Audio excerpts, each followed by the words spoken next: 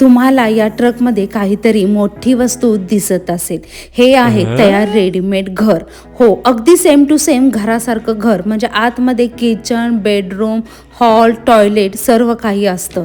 अमेरिकेत अशी घरे फॅक्टरीमध्ये तयार केली जातात. याला मॉड्युलर घर म्हणतात. ही घरे आपल्याला ट्रकमध्ये चढवून एका ठिकाणाहून दुसऱ्या ठिकाणी नेता येतात. जे लोक वारंवार कामानिमित्त सतत फिरत असतात ते लोक अशा घराचा वापर करतात. काही जण या घरांचा उपयोग स्टुडिओ किंवा ऑफिस म्हणूनही करतात.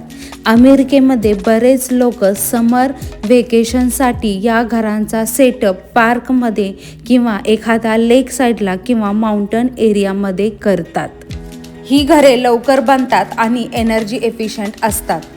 तुम्हाला या मॉड्युलर घराची कल्पना कशी वाटली हे मला कमेंटमध्ये नक्की सांगा.